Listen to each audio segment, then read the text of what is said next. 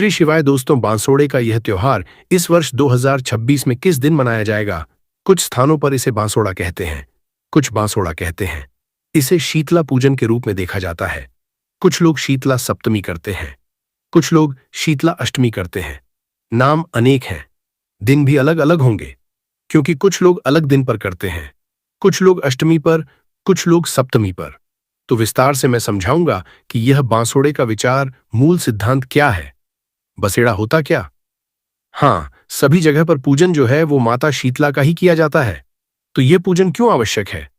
क्या मिलता है इस पूजन से? शीतला पूजन इस वर्ष 2026 में कब करना चाहिए? बसोड़ा कब मनाना चाहिए? कोई शीतला सप्तमी करता है तो उसे कब करना है? अष्टमी करना है तो कब करना है? या जो वार के अनुसार शीतला पूजन करते हैं या बसोड़ा करते हैं तो उनको कब करना चाहिए? इस तरह से संपूर्ण जानकारी बासोड़े के विषय में, शीतला पूजन के विषय में आपको इस वीडियो में प्रदान की जाएगी। आपसे इतना निवेदन है कि वीडियो यदि थोड़ा सा भी उपयोगी लगे तो कृपया एक बार लाइक जरूर कर दीजिएगा। मां शीतला का आशीर्वाद प्राप्त रहेगी आपका प्राप्त रहा करने के लिए, जिससे कि आपका परिवार निरोगी रहे, कभी रोग आपके परिवार, आपके बच्चों के आसपास भी न भटके। कमेंट बॉक्स में जरूर लिखिएगा जय मां शीतला, क्योंकि शीतला माता रोगों से बच्चों की रक्षा करती है, आपके परिवार की रक्षा करती है। आप देख रहे हैं, हम यहां सभी व्रत और की सही शास्त्रीय जानकारी प्रदान करते हैं। ज्योतिष शास्त्र और पंचांग के आधार पर आपको बताते हैं कौन सी तिथि कब है, व्रत आदि कब करना है, क्या विधि है, क्या नियम है और क्या गलती नहीं करनी है। यदि आप सभी व्रत और त्योहारों की सही शास्त्रीय जानकारी पाते रहना चाहते हैं तो कृपया चैनल को सब्सक्राइब कीजिए और बेल आइकन को प्रेस कीजिए। जब आप सब्सक्राइब का बटन दबाएंगे तो वहां एक घंटी का निशान बना हुआ आएगा, उसको जरूर दबाइएगा, तभी आपको हमारे सारे वीडियो प्राप्त होंगे, अन्यथा जानकारी छूट जाएगी। प्रिय दर्शकों, आइए अब जानकारी आरंभ करते हैं और बात करते हैं विशेष रूप से शीतला पूजन की। बांसोड़े की प्रिय दर्शकों, शीतला का पूजन किया जाता है, इसको बसोड़ा कहा जाता है। कुछ लोग इसे बसोड़ा कहते हैं, बसोड़ा कहते हैं, बसेरा कहते हैं। भिन्न भिन्न प्रांतों में थोड़ी थोड़ी बदलाव आ जाते हैं। कुछ लोग शीतला सप्तमी कहते हैं, कुछ लोग शीतला अष्टमी कहते हैं। कुल मिला के यह है कि इस दिन शीतला माता की पूजा की जाती है। इसके 3 पूजा की जाती है। दिन तो निर्धारित है 3 दिन। कौन कौन से पहला दिन होता है कि कुछ लोग वार के अनुसार करते हैं तो वो होली के बाद के पहले सोमवार को शीतला पूजन कर लेते हैं, बसोड़ा बना लेते हैं। कुछ प्रांतों में शीतला सप्तमी की जाती है, जैसे दुर्गाष्टमी और दुर्गा नवमी अलग अलग होती है ना, उसी तरह से कुछ लोग शीतला सप्तमी करते हैं, अर्थात होली के बाद की जो पहली सप्तमी आती है उस दिन शीतला माता का पूजन करते हैं। और कुछ लोग करते हैं शीतला अष्टमी, अर्थात होली के बाद की पहली जो अष्टमी आती है उस पर शीतला माता का पूजन करते हैं। अब कुछ लोग ऐसे भी होंगे जिन्होंने कभी शीतला पूजन किया नहीं, परंतु वो इन वीडियो को देखने के बाद सोचते हैं कि हमें भी करना चाहिए। तो वो लोगों के मन में होगा कि भाई हमें तो कभी पता ही नहीं, हमारे यहां तो हुआ नहीं कभी, तो हमें कब करना चाहिए ये भी मैं आपको बताऊंगा। सप्तमी कब है, अष्टमी कब है और पहले सोमवार का बसोड़ा कब होगा ये भी मैं आपको बताऊंगा। पहले समझना आवश्यक है कि शीतला माता की पूजा की क्यों जाती है, क्यों करनी चाहिए शीतला माता की पूजा। 4 माता की पूजा की पूजा। पुराण बताते हैं कि शीतला माता की पूजा करने से आपके परिवार के रोगों से रक्षा होती है। खसरा, चेचक आदि जितने भी रोग हैं, संक्रामक बीमारियां हैं जो एक से दूसरे को, दूसरे से तीसरे को फैलती हैं, इन सभी से रक्षा होती है जब आप शीतला माता का पूजन करते हैं। शीतला माता आरोग्य प्रदान करती है, आरोग्य प्रदान करने वाली है। इससे आपका परिवार निरोगी रहता है, स्वस्थ रहता है, इसीलिए शीतला पूजन करना चाहिए। वैज्ञानिक दृष्टिकोण की अगर हम बात करें तो इसमें एक वैज्ञानिक दृष्टिकोण भी आता है। वैज्ञानिक दृष्टिकोण ये आता है प्रिय दर्शकों कि शीतला माता का जब पूजन किया जाता है ना, वह दिन या वह समय ऐसा होता है जब शीत ऋतु पूर्ण रूप से विदा हो चुकी होती है, बसंत विदा होने को होती है और कृष्णहत आने वाली होती है। अब आप एक बात बताइए, शीतला जो आप पूजन करते हैं उस दिन क्या खाते हैं? बासा खाना, रात्रि का बना भोजन और प्रातःकाल और पूरा दिन उसको खाया जाता है। तो यह प्राचीन समय में समाज के लिए एक संदेश था कि भाई बसोड़ा बुझ गया। इसका अभिप्राय यह है कि अब तूने परिवर्तन कर लिया है और अब आज से बासा भूसा खाना बंद करें, अन्यथा बीमारियां बढ़ेंगी, रोग बढ़ेंगी। पर बीमारी और रोग ना बढ़े इसके लिए मां शीतला की पूजा की जाती थी, क्योंकि जैसे ही ये आता है ना मौसम का, वैसे ही रोग संक्रामक बीमारियां बढ़ जाती हैं। और इसी दृष्टिकोण के अनुसार यह शीतला पूजन सदा किया जाता रहा है। तो इसलिए आवश्यक है शीतला पूजन। अब प्रश्न उठता है कि आपको शीतला पूजन के लिए क्या बनाना चाहिए और क्या क्या शीतला पूजन के लिए ले जाना चाहिए। प्रिय दर्शकों, शीतला पूजन जो है ना, वह प्रातःकाल किया जाता है, तो एक रात्रि पूर्व ही इसका सारा भोजन बनाकर रख लिया जाता है। प्राचीन परंपरा तो ऐसी थी कि कल का पूरा दिन का जो खाना है ना, वो आज की रात्रि को ही बना के रख दिया जाता था और वही शीतला माता का पूजन करने के बाद पूरा दिन खाया जाता था। वही भाषा खाना जो आज की रात में बना है। अब समय बदल गया है। आजकल नई पीढ़ी के नौजवान नहीं खाते हैं, छोटे बच्चे भी नहीं खाते हैं। तो ऐसी अवस्था में हमारी बहुत सी माताएं प्रश्न करती हैं कि क्या करें। पंडित जी, पिछले साल भी बहुत सारे आपके प्रश्न आए थे, क्योंकि पिछले साल हमारा ये वीडियो करीब 1 मिलियन के आसपास चला था और 2024 में भी हमारा बासुड़ से संबंधित जो वीडियो है वो कई लाख व्यूज है। समर्थक की पर प्रश्न आसपास चला था, उस पर भी आए थे। तो देखिए, ऐसी अवस्था में आप अधिक कुछ कर नहीं सकते। बस बच्चों को इतना कहिए कि बेटा कोई बात नहीं, पर जब सुबह कुछ खाए उससे पहले शीतला माता का प्रसाद जरूर ग्रहण। आप पूरा बासा नहीं खा सकते। पूरा दिन तो कोई बात नहीं, जो सबसे पहले आप खा रहे हैं ना, वो शीतला माता का प्रसाद खाइए आप। उसके बाद आप कुछ और उनको बनाकर दे दीजिए, परंतु प्रसाद उन्हें जरूर ग्रहण करना चाहिए। प्रेम से और सम्मान के साथ वह प्रसाद ग्रहण किया जाना चाहिए। बनाया क्या जाएगा? देखिए, बनाने में प्रमुख रूप से गुलगुले मीठे कहते हैं, कुछ लोग पूरे कहते हैं। पूरे का भोग लगता है शीतला माता को और दही भी साथ में होते हैं। मीठे चावल साथ में बनाए जाते हैं, तो मीठे चावल दही ये तो आवश्यक है ही। इसके अतिरिक्त कुछ लोग पुए बनाते हैं, पोड़े बनाते हैं, मीठी पू भी बनाते हैं और दिन में खाने के लिए नमकीन पू बना लेते हैं। 1 या 2 सब्जी बना लेते हैं, जैसी उनकी आवश्यकता होती है उनके घरों में। उसके अनुसार पर जो भी बनेगा वो सात्विक बनेगा। लहसुन, प्याज आदि नहीं डलेगा। सब में सात्विक भोजन बनाइए। माता को जो भोग लगना है उसमें मैंने आपको बताया, प्रमुख रूप से मीठे चावल और दही आवश्यक है। तो दही जमा लीजिएगा। घर में तो मीठे चावल जरूर बनाइएगा। पुए भी आप बना सकते हैं। ये सारी सामग्री है, अर्थात ये सारा भोजन है जो आपने बनाना है। कितना बनाना है ये आपके अनुसार है कि भाई आपके घर में पूरा दिन के लिए बनाना है। पूरे दिन वाले खाएंगे कि नहीं, घर वाले उसके अनुसार आप बना लीजिएगा। अन्यथा भोग के लिए थोड़ा सा भी बना सकते हैं, जैसे कि आप भोग लगा दें और उसके बाद उसी में से थोड़ा थोड़ा प्रसाद के रूप में परिवार के लोगों को वितरित कर दें। यह बनाना है एक रात्रि पूर्व, अर्थात कल आपने सुबह पूजन करना है तो आज रात्रि को आप ये सब बनाकर रखेंगे। अभी आपने रात्रि को बनाकर रख दिया। अब प्रश्न उठता है कि अगले दिन सुबह पूजा के लिए जो थाली आप ले जाएंगे शीतला माता को, उस पूजा की थाली में क्या क्या होना चाहिए, क्या क्या आपको ले जाना है। पूजा की थाली में सबसे महत्वपूर्ण जो जानकारी मैं बताऊं आपको, तो थोड़े से मीठे चावल और दही आपने जरूर रखना है। इसका माता को भोग लगाया जाएगा।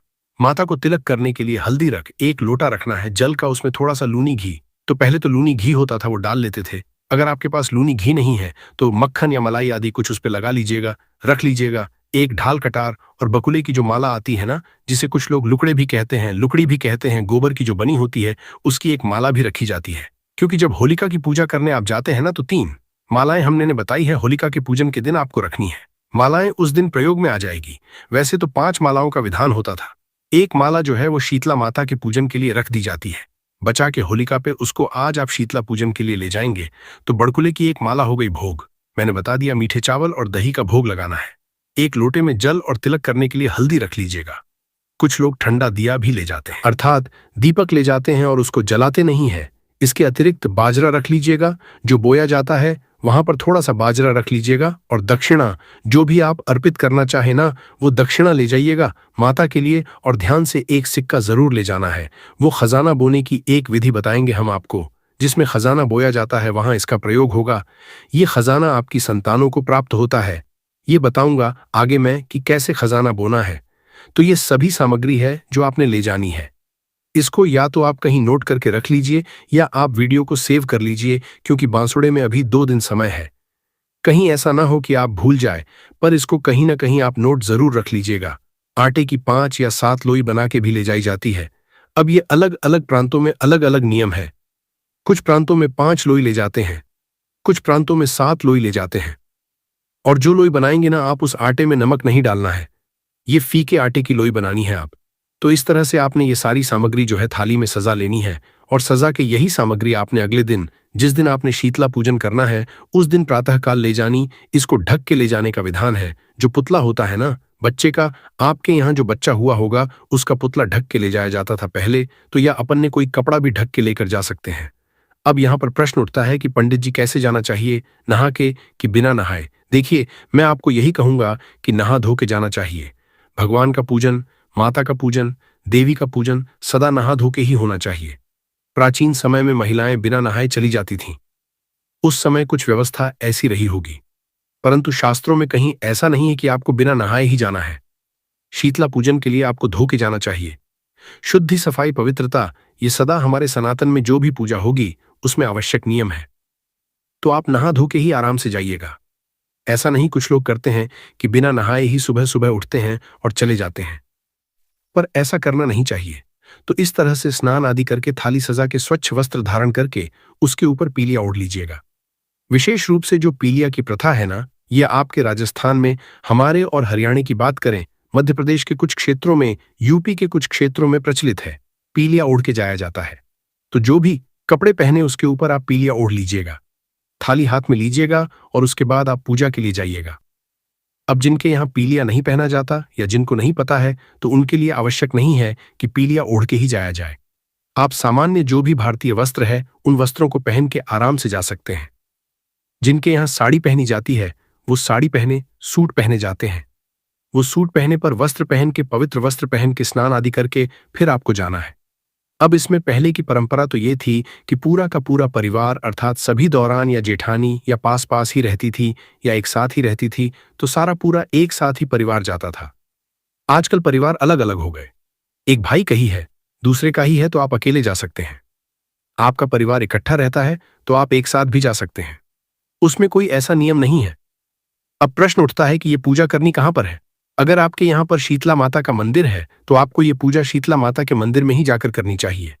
जिनके शीतला माता का मंदिर ना हो तो उनके लिए पहला स्थान तो वो है जहां पर होलिका दहन किया गया है। जहां आपकी होली जली है ना, आपने होलिका का जहां पूजन किया होगा, जिस स्थान पर होलिका जलाई गई थी उस स्थान पर ही आपको शीतला पूजन करना चाहिए। अगर आपके यहाँ पर कोई शीतला माता का मंदिर नहीं है तो जहां आपकी होली जल रही थी वहां पर जाइए। सुबह सुबह पहले जल के छींटे दीजिए वहां पे, फिर एक पत्थर रखिए, शीतला माता के रूप में उसका स्वरूप मानिए, माता का उसको स्नान आदि कराइए, तिलक कीजिए उसको। जो हमने आपको बताया था हल्दी से तिलक कीजिए। तिलक करने के बाद उसको भोग लगाइए, कच्चा सूत अर्पित कीजिए और अगर आप ठंडा दिया लेकर गए हैं तो ठंडा दिया वहां पर रख दीजिएगा। इस तरह से आपने ये शीतला पूजन करना है। अब आप कहेंगे पंडित जी हमारे यहाँ तो होली भी नहीं जलती, तो हम क्या करें? क्योंकि आजकल लोग टाउनशिप में रहते हैं, दूर दूर, वहां पर होली का दहन भी नहीं होती। तो आप अपने घर में भी शीतला पूजन कर सकते हैं। कैसे? घर में जो ईशान कोण होता है ना, ईशान कोण में आप शीतला माता का पूजन करेंगे। ईशान कोण में चाहे वो बालकनी का क्षेत्र है, जो भी है, वहां पर आप 2 पत्थर लीजिएगा और उनको शीतला माता का स्वरूप समझिएगा। जिस तरह से मैंने अभी बताया था कि जहां होली के स्थान पर आपने पूजन किया था, स्नान आदि करा के तिलक करके भोग अर्पित किया, कच्चा सूत्र, लो आदि अर्पित करी और दिया रख दिया, उसी तरह से आपने पूजा करनी है और शीतला माता से प्रार्थना करनी है कि हे मां शीतले, हमने आपका ये किया है, इसको स्वीकार करें। कोई गलती, कोई त्रुटि हमसे हुई हो तो उसे क्षमा करें और हमारे परिवार पर सदा आशीर्वाद बनाए रखें, जिससे कि हमारी संतानें दीर्घायु हों, हमारे परिवार में सब स्वस्थ रहे, किसी तरह की कोई हारी बीमारी हमारे परिवार को न सताए। इस तरह से आप घर पर पूजन कर सकते हैं। अब हम बात करते हैं कि आपको शीतला माता का पूजन मंदिर में कैसे करना है। यदि आपके यहाँ मंदिर है तो पूजन कैसे करेंगे? मंदिर के द्वार पर दोनों तरफ थोड़ा थोड़ा जल गिराइए, मंदिर में प्रवेश कीजिए। उसके बाद शीतला माता को सबसे पहले स्नान कराएंगे। जैसे हमने बाकी स्थान पर शीतला माता के स्वरूप को स्नान कराया था, वैसे शीतला माता को स्वरूप को स्नान कराया था, वैसे ही जो लूनी घी युक्त हमारा लोटे में जल है उसे शीतला माता को स्नान कराइए। स्नान कराने के बाद आप शीतला माता को तिलक करेंगे। तिलक किससे करेंगे? तिलक आप करेंगे जो हमने आपको हल्दी कही थी, हल्दी से माता को तिलक कीजिए। तिलक करने के बाद बकुले की जो माला है ना, वह बकुले की माला है, वह अर्पित कीजिए। वो बड़कुले की माला पहनाइए। वस्त्र के रूप में अगर आप कच्चा सूत लाए हैं तो कच्चा सूत अर्पित कीजिए। कच्चा सूत नहीं है तो आप मौली का एक टुकड़ा तोड़िए और वो माता को अर्पित कर दीजिए। तदुपरांत अब माता को आप भोग अर्पित करेंगे। भोग क्या है? भोग जो भी आपने बनाया हो, हमने आपको बताया ही था कि या तो मीठे चावल और दही ला सकते हैं या कुछ और अगर आपके यहाँ बनता है तो वो भी ला सकते हैं, पर मूलतः जो है दही और मीठे चावल का ही भोग लगता है। तो माता को भोग लगाइए, भोग अर्पित कीजिए और फिर जो दिया आप लाए हैं तो वो दिया वहां पर रख दीजिए। कुछ लोगों के यहाँ दिया रखा जाता है, कुछ लोगों के यहाँ ठंडा दिया रखा जाता है। आपके यहाँ जैसे भी परंपरा हो उसके अनुसार आप रख सकते हैं। इसके बाद जो भी द्रव्य दक्षिणा आप अर्पित करना चाहते हैं माता को वो दक्षिणा अर्पित कीजिए। हाथ जोड़ के नमस्कार कीजिए। माता से प्रार्थना कीजिए कि हे मातेश्वरी, हमने ये पूजन किया है आज शीतला माता का। आपका इस पूजन को आप स्वीकार करें। हमसे कोई गलती हो गई हो, भूल हो गई हो, जाने अनजाने की गलतियों को क्षमा करें और दया का आशीर्वाद प्रदान करें। मातेश्वरी, हमारे परिवार में सब दीर्घायु हो, सबका स्वस्थ अच्छा रहे और आपकी कृपा सबको प्राप्त हो, यही कामना करते हैं। इससे माता से प्रार्थना करें और हाथ जोड़कर नमस्कार करें कि हे मातेश्वरी, हम तो अज्ञानी जीव हैं, त्वच्छ प्राणी हैं, आपकी संतानें हैं, जैसी भी बंदे करते हैं। पड़ी है वैसी टूटी फूटी सेवा हमने आपके श्री चरणों की है। इसमें जो भी कोई हमसे गलती हो गई हो, भूल हो गई हो, उसके लिए हम क्षमा प्रार्थना करते हैं। आप दया सिंधु हैं तो सदा हम पर दया बनाए रखें। किसी तरह की परेशानी हमारे परिवार पर कभी ना आए, कोई हारी बीमारी कभी हमारे परिवार को न सताए। इस तरह पूजन हो जाता है। इसके बाद माता की परिक्रमा कर लीजिए। कुछ लोगों के यहाँ किसी के साथ में मायके की शीतला भी पूजी जाती है। तो जहां आपने शीतला माता की पूजा की है उसके बगल में ही एक स्थान पर आप अपने मायके की ओर मुख करके मायके की शीतला का पूजन कर सकते हैं। जिस दिशा में आपका मायका है, मम्मी का घर है, आपके माता पिता का घर है, उस ओर आप मुख करके और आप शीतला माता का पूजन कीजिएगा। वहां चाहे पत्थर रख के करें या एक स्थान को वैसे ही साफ करके जल के छींटे देके और आपके जो मायके की शीतला है उसको अर्पित करें कि हे मातेश्वरी, मेरे मायके में जो भी मेरे भाई भतीजे हैं सब सदा स्वस्थ रहे। और यह पूजन करने के बाद फिर खजाना बोया जाता है। मंदिर के आसपास, मंदिर के प्रांगण में जहां भी कोई ऐसा स्थान हो, कच्ची मिट्टी आती हो ना, उसको थोड़ा सा हटा लीजिए, थोड़ा सा गड्ढा सा बना लीजिए। उसमें जो आप बाजरा लाए थे ना, वह बाजरा उसमें बो दीजिए, थोड़े से जल के छींटे दे दीजिए।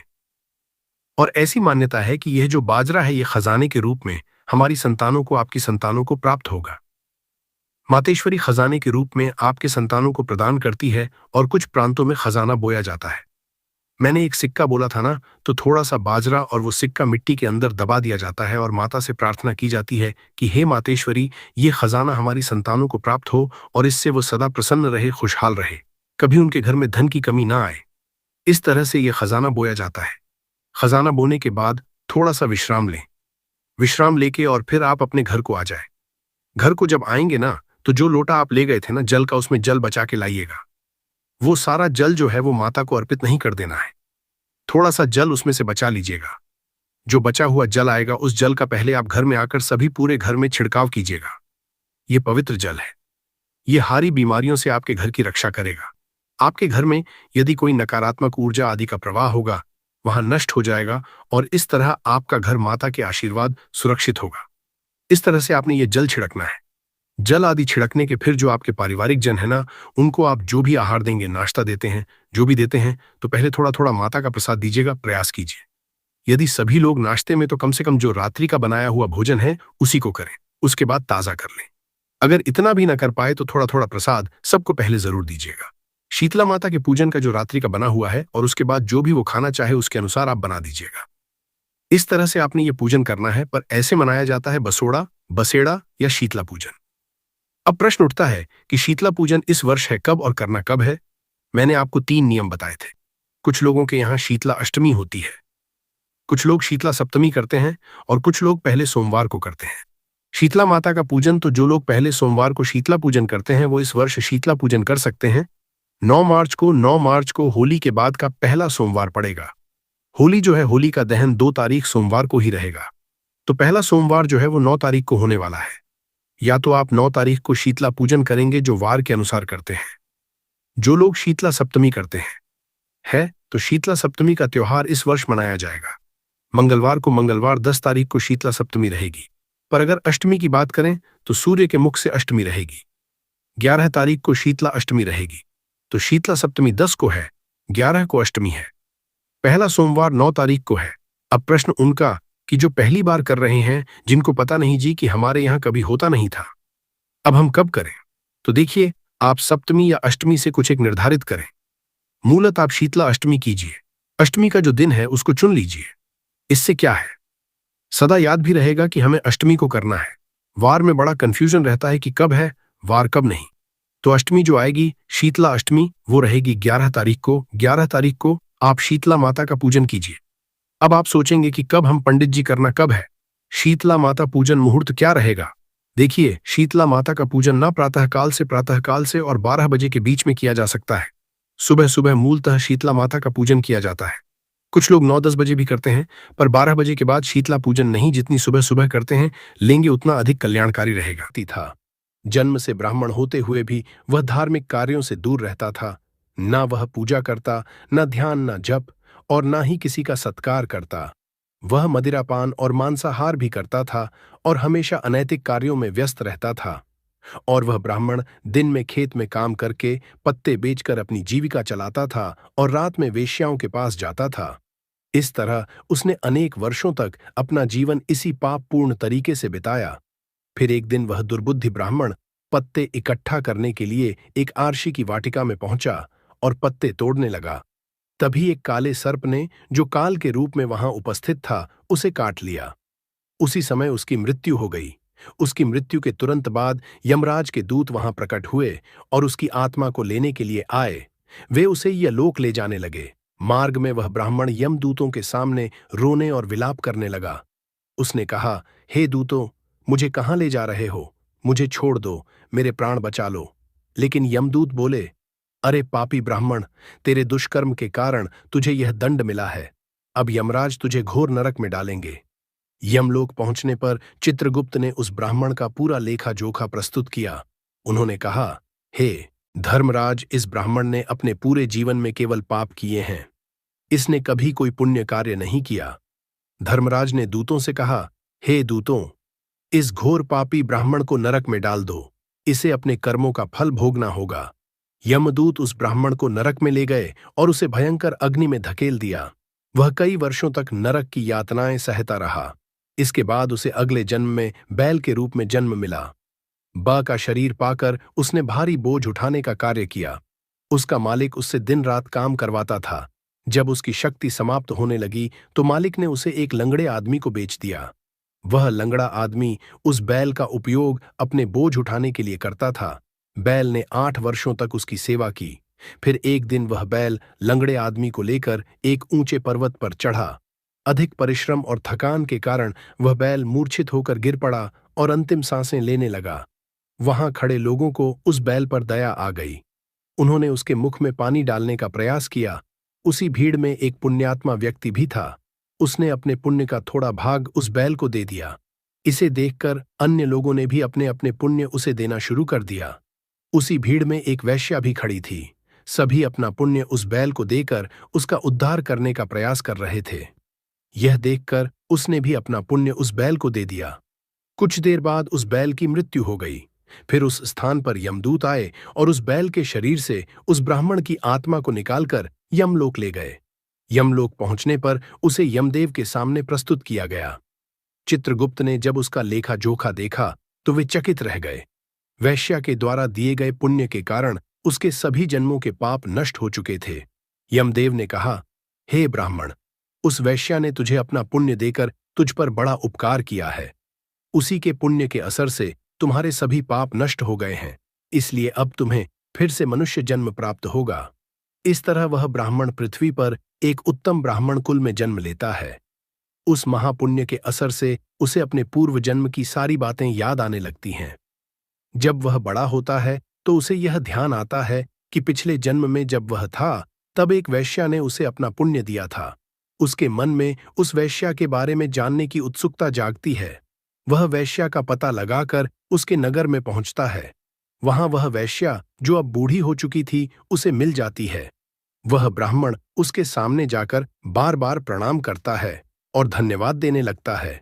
वैश्या उससे पूछती है, हे ब्राह्मण श्रेष्ठ, आप कौन है और किस कारण मुझे धन्यवाद दे रहे हैं? मैंने आपका कौन सा कार्य किया है जिसके लिए आप मुझे नमस्कार कर रहे हैं? तब ब्राह्मण कहता है, हे मां, मैं वही बैल हूं जिसे तुमने अपना पुण्य देकर जीवन दान दिया था। अपने पाप कर्मों के कारण मुझे पिछले जन्म में बैल बनना पड़ा। उस पर्वत पर जब मैं अंतिम सांसें ले रहा था तब तुमने अपना पुण्य मुझे दे दिया था। उसी पुण्य के असर से ही आज मुझे फिर से मनुष्य जन्म मिला है और अपने पूर्व जन्म की सारी बातें याद हैं। किंतु हे मां, मैं यहां यह जानने आया हूं कि तुमने मुझे कौन सा पुण्य दिया था जिससे मेरे सभी पाप नष्ट हो गए। मैं उस पुण्य के बारे में जानना चाहता हूं। तब वैश्या ने कहा, हे ब्राह्मण श्रेष्ठ, मैंने तो अपने जीवन में कोई पुण्य का कार्य नहीं किया है, पर मेरे घर में एक तोता है जो पिंजरे में रहकर हमेशा कुछ बोलता रहता है, जिसे सुनकर मेरा अंतःकरण पवित्र हो गया। वही मंत्र मैंने आपको पुण्य स्वरूप दान किया। फिर वह वैश्या और ब्राह्मण उस तोते के पास गए और उससे पूछने लगे, हे शुक, तुम कौन सा मंत्र बोलते हो जिससे हमारे जीवन का उद्धार हुआ? यह मंत्र तुम्हें किसने सिखाया और इसका क्या अर्थ है? तब उस तोते ने अपने पूर्व जन्म का वृतांत सुनाना शुरू किया। वह बोला, हे ब्राह्मण श्रेष्ठ, पिछले जन्म में मैं एक ब्राह्मण था। मुझे अपने ज्ञान का बहुत घमंड था। मैंने कभी गुरुजनों का सम्मान नहीं किया, बल्कि उनका बार बार अपमान किया। अपने अहंकार के कारण मेरा स्वभाव क्रोधी और द्वेषपूर्ण हो गया। मैं सभी को तुच्छ समझने लगा और विद्वानों का भी अपमान करता था। कालांतर में मेरी मृत्यु हो गई और मुझे यमलोक ले जाया गया। पूज्य व्यक्तियों और गुरुजनों का अपमान करने के कारण मुझे तोते के कुल में जन्म लेना पड़ा। तोते के रूप में जन्म लेने के बाद छोटी अवस्था में ही मेरे माता पिता का साथ छूट गया। मैं अकेला पेड़ की डाल पर बैठकर रो रहा था। तभी कुछ मुनि उस मार्ग से जा रहे थे। उन्होंने मेरी दयनीय स्थिति देखी और मुझे अपने आश्रम ले आए। आश्रम में उन मुनियों ने मुझे एक सुंदर पिंजरे में रखा और मेरी देखभाल की। वे मुझे प्रतिदिन भोजन कराते और मुझसे स्नेह करते थे। उस आश्रम में वे मुनि, उनकी पत्नियां और बच्चे प्रतिदिन तुलसी मां के पौधे को जल अर्पित करते और एक मंत्र का जाप करते थे। उनके मुख से बार बार वह मंत्र सुनकर मैंने उसे याद कर लिया। तब से मैं उसी मंत्र का जाप करता हूं। इस मंत्र के असर से मेरे जीवन में सकारात्मक बदलाव आने लगे। मुझे अपने कर्मों का पश्चाताप हुआ और मेरी मृत्यु भी टल गई। मेरी आयु 100 वर्ष हो गई और इतने वर्षों तक मैं जीवित रहा। एक दिन रात के समय एक चोर उस आश्रम में आया और मुझे वहां से चुरा लिया। बाद में इस वैश्या ने उस चोर से मुझे खरीद लिया। वैश्या के घर आने के बाद भी मैं वही मंत्र बोलता रहा। इस मंत्र को सुनकर इस वैश्या का अंतःकरण पवित्र हो गया। उसने अपना पुराना जीवन छोड़कर भगवान विष्णु की भक्ति करनी शुरू कर दी। हे ब्राह्मण देव, इसी मंत्र के असर से मेरे और इस वैश्या के सभी पाप नष्ट हो गए। यही मंत्र आपको भी पाप मुक्त कर चुका है। इस तरह तोते ने उस ब्राह्मण और वैश्या को पूरा वृतांत सुना दिया। यह ब्राह्मण और वैश्या दोनों बहुत प्रसन्न हुए। उन्होंने तय किया कि अब वे प्रतिदिन तुलसी मां को जल अर्पित करेंगे और उस मंत्र का जाप करेंगे।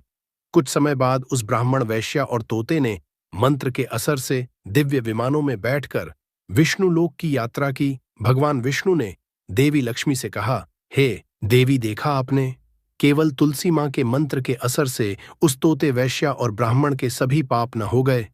इसीलिए हर व्यक्ति को प्रतिदिन तुलसी मां को जल अर्पित करते हुए इस मंत्र का जाप जरूर करना चाहिए। वह मंत्र इस तरह है, ओम वृंदावन स्वाहा, ओम वृंदावन स्वाहा। जो स्त्री प्रतिदिन तुलसी मां के सामने इस मंत्र का उच्चारण करेगी वह सौभाग्यशाली बनेगी। जो पुरुष इसका जाप करेगा उसे अक्षय धन की प्राप्ति होगी। जिस घर में प्रतिदिन तुलसी मां की पूजा होगी वहां लक्ष्मी जी का सदा स रहेगा। तुलसी मां का यह मंत्र फलदायी और सिद्धियों को प्रदान करने वाला है। स्त्रियों को स्नान के बाद बाल बांधकर मांग में सिंदूर लगाकर तुलसी मां को जल चढ़ाना चाहिए। साथ ही तुलसी मां की परिक्रमा करनी चाहिए। शाम के समय तुलसी मां के पास दीपक जलाने से घर में सुख समृद्धि आती है। भगवान विष्णु की पूजा तुलसी मां के बिना अधूरी है। तुलसी का एक पत्ता चढ़ाने से भगवान को उतनी प्रसन्नता मिलती है, हजारों अमृत के घड़ों से नहलाने पर भी नहीं मिलती। जो भी व्यक्ति तुलसी मां का सम्मान करेगा और उनके इस मंत्र का जाप करेगा, उसे न केवल इस लोक में बल्कि परलोक में भी शुभ फल प्राप्त होगा। ऐसा फल तुलसी मां के पत्तों के दान से मिलता है। जो मृत्यु के समय अपने मुख में तुलसी के पत्तों का जल ग्रहण करता है, ऐसा व्यक्ति अपने सभी पापों से मुक्त होकर भगवान विष्णु के धाम जाता है।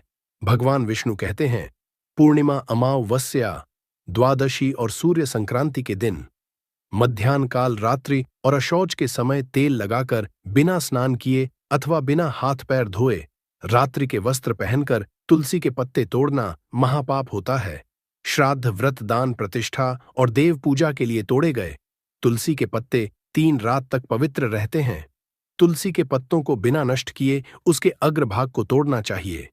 तुलसी की मंजरी, जो सभी फूलों से श्रेष्ठ मानी जाती है, उसे तोड़ते समय पत्तियों का होना आवश्यक है। पौधे को बिना हिलाए केवल अग्रभाग को तोड़ना चाहिए ताकि पूजा का फल और बढ़े। तुलसी के पत्तों को कभी नाखून से नहीं तोड़ना चाहिए, क्योंकि इससे पाप लगता है। रात्रि के समय तुलसी के पौधे को छूना या उसके पत्ते तोड़ना अशुभ समझा जाता है, क्योंकि रात्रि में वह निद्रा अवस्था में होती है। गुरुवार को तुलसी के पौध में थोड़ा कच्चा दूध अर्पित करें और इस दौरान ओम नमो भगवते वासुदेवाय नमः मंत्र का जाप करें। तुलसी के पौधे के पास शालिग्राम रखें और तिल चढ़ाएं। शालिग्राम पर तुलसी के पत्ते रखकर चंदन का तिलक करें। अगर कोई महिला मासिक धर्म में है तो तुलसी की पूजा से बचे, क्योंकि इस समय तुलसी को छूना पाप होता है, जिससे महिला की दुर्गति हो सकती है। भक्तों, इस तरह भगवान विष्णु ने देवी लक्ष्मी को तुलसी के जल देने के मंत्र का महत्व बताया। इस कथा को सुनकर कृपया कमेंट करके बताएं कि आपको यह कथा कैसी लगी। यदि यह जानकारी आपके लिए लाभकारी रही हो तो वीडियो को लाइक जरूर करें। अगर आप भी मां लक्ष्मी को अपने घर में लाना चाहते हैं तो कमेंट बॉक्स में जय मां लक्ष्मी, आपका हमारे घर में स्वागत है। तुलसी की मिट्टी से ये एक उपाय भगवान श्री हरि विष्णु और माता लक्ष्मी जी के आशीर्वाद से जीवन के हर कष्टों से तुरंत मिल जाएगी। आपको मुक्ति, आपकी हर मनोकामना होगी पूरी और दोस्तों, खुशियों से भर जाएगा। आपका घर बन जाओगे, आप करोड़पति। क्योंकि दोस्तों, इस बार साल बहुत सारे शुभ योगों का निर्माण हो रहा है, जो कि कई वर्षों बाद आया है। इसीलिए दोस्तों, इस दिन का महत्व बहुत ही ज्यादा बड़ा होता है और इस दिन आप लोगों को यह तुलसी की मिट्टी वाला उपाय जरूर करना चाहिए, जो कि पंडित जी ने अपनी अभी की ही कथा में यहां पर बताया हुआ है। तो दोस्तों, इस उपाय को आपको कैसे करना है, कब करना है, कहां पर करना है और उपाय को करते समय आपको किन किन बातों का ध्यान रखना है, ये सारी जानकारी हम आपको इस वीडियो में देंगे। तो चलिए दोस्तों, वीडियो में आगे बढ़ते हैं। देखिए, यह दिन इतना खास होता है, इतना महत्वपूर्ण होता है। देखा गया कभी कभी बड़े बड़े पूजा पाठ अनुष्ठान से जो मनोकामना पूर्ण नहीं होती है, वह एक छोटे से उपाय करने से ही आपकी सभी मनोकामना पूर्ण हो जाती है। और बहुत सारे लोगों ने इस उपाय को किया भी है और उनको इस उपाय को करने का फल भी जरूर मिला है। अगर आप लोग भी करना चाहते हैं तो आप इस उपाय को पहले अच्छे से समझ लेना, सुन लेना, उसके बाद करना। आपको इस उपाय का फल जरूर मिलेगा और इस उपाय को करने से आपके घर में चाहे किसी भी तरह की दुख और परेशानी क्यों ना चल रही हो, आपको उसका कारण भी नहीं पता है कि दोस्तों ये परेशानी किस कारण से चल रही है, तो उसका कुछ भी कारण हो सकता है। जैसे पितृदोष हो सकता है, शनि दोष हो सकता है, या किसी भी तरह का मंगल दोष भी हो सकता है। और भी बहुत तरह होते हैं, कुछ भी हो सकता है। पर आपको इस उपाय को करने के लिए अपने दोष को पता लगाने की भी जरूरत नहीं है। इस तुलसी की मिट्टी वाला उपाय को आप लोगों को कर लेना है। दोस्तों, अब हम समझते हैं इस वाले उपाय को हमें करना किस समय है। तो सबसे पहली बात दोस्तों, हम समझते हैं कि यह तुलसी की मिट्टी वाला उपाय करना किसको है। तो देखिए, यहां पर सीधी सी है कि यह तुलसी की मिट्टी वाला उपाय जो उपाय है, ये किस लिए किया जा रहा है। यह मनोकामना को पूर्ण करने के लिए किया जा रहा है, या आपके जीवन में जो दुख और परेशानियां हैं उनको दूर करने के लिए किया जा रहा है, या आपका कोई बड़ा काम है जो कि नहीं हो पा रहा है, आप उसके लिए इस उपाय को कर सकते हो। तो सीधी सी बात यह है कि आप अपनी किसी भी तरह की मनोकामना के लिए इस वाले उपाय को कर सकते हो। तो यह उपाय व्यक्ति कर सकता है जिस व्यक्ति को अपनी किसी भी तरह की मनोकामना भगवान शिव जी से पूर्ण करवानी हो। और अगर कोई भी माताएं, बहनें जो है अपने घर की सुख और शांति के लिए, घर में धन समृद्धि को बढ़ाने के लिए वाला उपाय करना चाहती है, तो घर की जो बड़ी माताएं, बहनें होंगी, वह इस तुलसी की मिट्टी वाला उपाय को विशेष रूप से करें। क्योंकि माताएं, बहनें घर की लक्ष्मी होती हैं और जब घर की लक्ष्मी कोई विशेष उपाय करती है तो उस फल ही बहुत जल्दी मिल जाता है और बहुत बड़ा होकर मिलता है। अन्यथा इस उपाय को कोई भी व्यक्ति कर सकता है, चाहे वह बड़ा हो, चाहे वह छोटा हो, चाहे वह बच्चा हो। जिस व्यक्ति को यह तुलसी की मिट्टी वाला उपाय समझ आ गया, वह व्यक्ति इस तुलसी की मिट्टी वाला उपाय को किसी भी दिन जरूर करे, क्योंकि उसको इस उपाय को फल बहुत ही जल्दी मिल जाएगा। क्योंकि भगवान शिव जी बहुत आसानी से प्रसन्न हो जाते हैं। तो आइए अब हम समझते हैं कि इस तुलसी की मिट्टी वाला उपाय को आपको करना कैसे है और इस उपाय को करने का जो समय है वह क्या है। तो देखिए, यह तुलसी की मिट्टी वाला जो उपाय है, यह मुख्य रूप से सुबह का समय होगा, प्रातः काल का समय होगा। किस समय होगा? सुबह का समय होगा। आपको कोशिश यही है कि सुबह के समय हम इस तुलसी की मिट्टी वाला जो उपाय को कर लें। पर किसी कारणवश अगर आप सुबह को इस उपाय को ना कर पाओ, आपको कहीं काम से जाना हो या किसी और काम की वजह से आप उपाय को ना कर पाओ, तो आपके पास फिर दूसरा मौका रहेगा, जो कि शाम के समय का रहेगा, प्रदोष काल का रहेगा। अब दोस्तों, प्रदोष काल का समय भी एक बहुत ही लोगों के मन में प्रश्न बन जाता है कि दोस्तों, यह समय होता कब है, कितने बजे से लेकर बजे ये समय होता है, ताकि हमें उपाय के लिए जो है करने का समय पता लग जाए। तो हम आपको बता दें, प्रदोष काल का जो एक समय होता है, शाम का समय, वो होता है शाम के 6 बजे से लेकर शाम के 7 बजे के बीच का। इस समय के बीच में आप उपाय को करेंगे तो आपको उस उपाय का जरूर फल मिलेगा। तो शाम के 6 बजे से लेकर शाम के 7 बजे के बीच में आप लोग इस तुलसी की मिट्टी के दीपक वाला जो उपाय को कर सकते हो। तो भैया, बहुत लोग यहां पर ये प्रश्न भी जरूर करेंगे कि दोस्तों, हम तो नौकरी पर जाते हैं, हम अपनी ड्यूटी पर जाते हैं और आने में हमें देर हो जाती है, तो उस जगह पर हमें क्या करना चाहिए? तो देखिए, उन लोगों को भी टेंशन लेने की जरूरत नहीं है। अगर आप लोग इस उपाय को शाम के समय प्रदोष काल में कर रहे हैं और अगर आप आने में देरी भी हो जाती है, आपको आने में 7 बजे तक आप नहीं पहुंच पाते हो, तो दोस्तों, आप 7 या रात 8 बजे तक भी अगर उपाय को करोगे तो भी चल जाएगा। और अगर इससे भी थोड़ा देर हो जाती तो भी आप उपाय को कर सकते हो, क्योंकि यह दिन बहुत ही कम आता है, पूरे साल भर में एक बार। इसलिए जब आपको मौका मिल जाए, जब आप इस उपाय को जरूर कर लेना। कोई भी उपाय हो, आप कभी भी कर सकते हो। समय के थोड़ा मतलब अंतर्गत ही कर लो, पर किसी कारणवश अगर ना कर पाओ तो फिर आप थोड़ा देरी से भी कर सकते हो। आपको उपाय का फल जरूर मिलेगा। पूज्य गुरुजी ने कि जब भी आपको सिर्फ और सिर्फ तुलसी की मिट्टी वाला उपाय करना है, इससे आपके जीवन में अगर धन वैभव की परेशानी चल रही है, अगर आप रुपए पैसों के लिए बहुत ज्यादा परेशान रहते हैं, आर्थिक तंगी चल रही है, कई कई बार आप कोशिश बहुत करते हैं, मेहनत बहुत करते हैं, लेकिन आपको धन हासिल नहीं हो पाता है, आप मेहनत करने के बावजूद भी सफल नहीं हो पाते हैं, आप अपने व्यापार में असफल हो जाते हैं, नौकरी करने में असफल हो जाते हैं, किसी भी कार्य में अगर आप असफल हो रहे हो या फिर आपको धन की हानि हो रही हो, तो गुरुजी ने कहा कि आपको यह छोटा सा उपाय तो चलिए जानते हैं इस विशेष उपाय के बारे में। लेकिन उससे पहले एक प्रार्थना, अगर आप वास्तुशास्त्र ज्ञान चैनल पर नए हैं तो कृपया चैनल को सब्सक्राइब जरूर कर लें और वीडियो को लाइक करके कमेंट बॉक्स में जय श्री हरि विष्णु जी, जय माता लक्ष्मी जरूर लिख दे, जिससे कि भगवान श्री हरि विष्णु जी और माता लक्ष्मी जी की कृपा सदैव आप और आपके परिवार पर बनी रहे और आपको कभी भी धन से संबंधित किसी तरह की कोई कमी ना हो। आज का यह वीडियो बहुत ही खास होने वाला है, क्योंकि किए जाने वाले 3 विशेष उपाय आज आपको इस वीडियो में बताए जाएंगे। यह उपाय आप अपनी परेशानी के अनुसार कर सकते हैं। इन उपायों में आपको धन के उपाय बताए जाएंगे, आपकी मनोकामना पूर्ति के उपाय बताए जाएंगे। जीवन में किसी भी तरह के संकट चल रहे हैं, परेशानियां चल रही हैं, तो उनको दूर करने के उपाय बताए जाएंगे। चलिए जानते हैं पूज्य गुरुजी द्वारा बताए गए सबसे पहले और सबसे खास उपाय के बारे में। इस उपाय के लिए आपको सबसे पहले जरूरत पड़ेगी एक चुटकी तुलसी की मिट्टी की और थोड़ी सी पिसी हुई हल्दी। और आपको तुलसी की मिट्टी का उपाय कर लेना, देखते ही देखते करोड़पति बन जाओगे। क्योंकि आज की वीडियो बहुत ही खास है, विशेषकर उन लोगों के लिए जो अपने जीवन में जल्दी से जल्दी धनवान और महाधनी बनना चाहते हैं, जिनको जल्दी से जल्दी धन चाहिए। यह वीडियो उन लोगों के लिए है, क्योंकि देखिए, तुलसी का जो पौधा होता है, यह कोई साधारण पौधा नहीं होता है। माता लक्ष्मी का स्वरूप होता है तुलसी का पौधा, और मां लक्ष्मी की ही कृपा अगर आपको हासिल करनी है, आपको चाहिए कि आपके घर पर मां की कृपा हमेशा बनी रहे।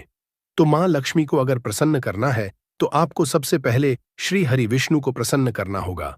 और श्री हरि विष्णु जहां होते हैं, वहां धन की देवी माता लक्ष्मी वास करती है और श्री हरि विष्णु प्रसन्न होते हैं। जब आप तुलसी के उपाय करते हैं, जिस घर में तुलसी का पौधा होता है, वहां का वातावरण सकारात्मक होता है, वहां पर पॉजिटिव एनर्जी होती है, वहां पर कभी भी धन की कमी नहीं होती, सुख समृद्धि की कमी नहीं होती है। अब बहुत सारे लोग गलती क्या करते हैं कि तुलसी के पौधे को लाकर गलत दिशा में लगा लेते हैं।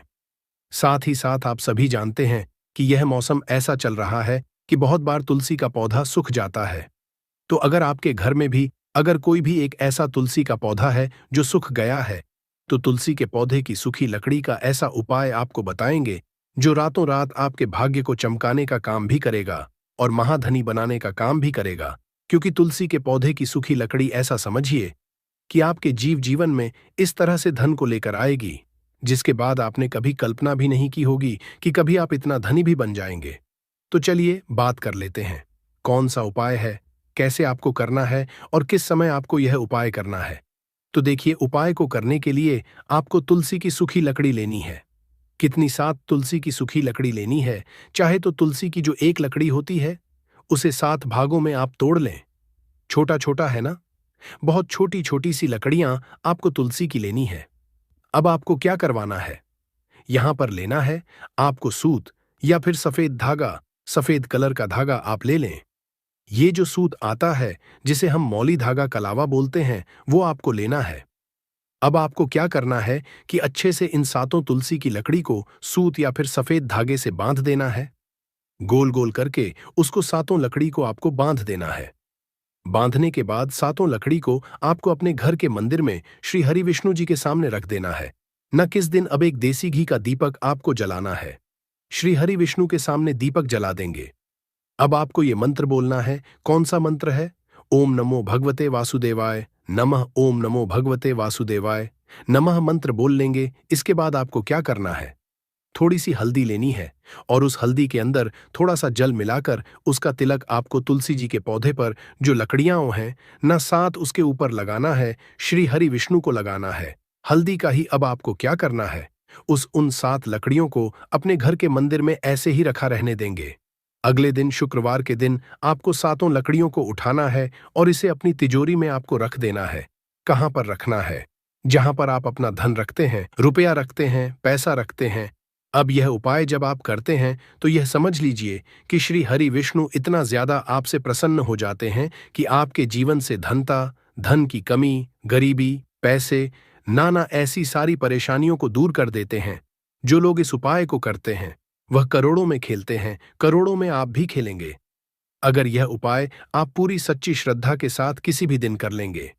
एक ही बार आपको यह उपाय करना है, करके देख लीजिए। इसका रिजल्ट आपको ऐसा मिलेगा ना कि आप अपने जीवन में विश्वास नहीं कर पाएंगे कि कैसे आपके पास धन आ रहा है, कहां से आ रहा है। आपको खुद भी लगेगा इतने रास्ते आपके जीवन में धन आने के खुल जाएंगे कि जहां से आपको लगातार हमेशा धन हासिल होता रहेगा। बस पूरी सच्ची श्रद्धा से आपको श्री हरि विष्णु के ऊपर विश्वास करके यह उपाय करना है। तो चलिए अब जल्दी से बात कर लेते हैं अपने दूसरे उपाय की। देखिए, बहुत बार क्या होता है कि घर में जो पैसा आ रहा होता है, अचानक से वह पैसा आना रुक जाता है। अचानक से पैसे की बर्बादी शुरू हो जाती है। अचानक से घर में बीमारियां बढ़ने लगती है। ऐसा होता है आपके घर में जब नेगेटिव एनर्जी, नकारात्मक ऊर्जा कहीं ना कहीं बढ़ जाती है या फिर किसी की नज़र घर को लग जाती है, तो इन चीज़ों को दूर जब तक आप नहीं करेंगे, आपके घर में पैसों की बर्बादी बंद नहीं होगी। आपके पास धन नहीं आएगा, क्योंकि नज़र लगती है तो घर में पैसा आना भी बंद हो जाता है। अब आपको ये तुलसी की लकड़ी का ही उपाय करना है और फिर देखिए, आपके जीवन में भी आपके अटके हुए काम है वह भी बनेंगे और आपके घर में पैसा भी आएगा और आपके घर में जितनी भी परेशानियां आ रही हैं वह सारी परेशानियां भी दूर हो जाएंगी। करना क्या है, तुलसी की लकड़ियां लेनी है। आपको कितनी लेनी है, यहां पर आपको तुलसी की छोटी छोटी सी 7 लकड़ियां लेनी है। तो तुलसी की सूखी 7 लकड़ी आपको लेनी है और साथ ही साथ सफेद रंग का धागा लेना है या फिर सूत लेना है, जो जिसे हम बोलते हैं अच्छे से। उन 7 लकड़ियों को आपको बांध देना है। बांध दिया, अब आपको क्या करना है, थोड़ा सा गंगा जल लेना है। अब गंगा जल के अंदर आपको इन 7 लकड़ियों को डाल देना है। डाल दिया। अब इसी गंगा जल का छिड़काव आपको तुलसी की इसी लकड़ी से जो आपने बांधी है, सूत धागे में या सफेद धागे से, इसी लकड़ी से आपको गंगा जल का छिड़काव करना है। अपने पूरे घर में कहां कहां जितने भी कमरे हैं, सभी जगह पर, मुख्य द्वार पे भी ना शौचालय, वॉशरूम को छोड़कर। अब देखिए, पहले तो आपने इसमें गंगा जल ले लिया, दूसरा आपने तुलसी की लकड़ी ले ली। गंगा जल जो होता है ये महादेव से जुड़ा हुआ है। साथ ही साथ आप सभी जानते हैं गंगा जल अपने आप में बहुत चमत्कारी होता है, बहुत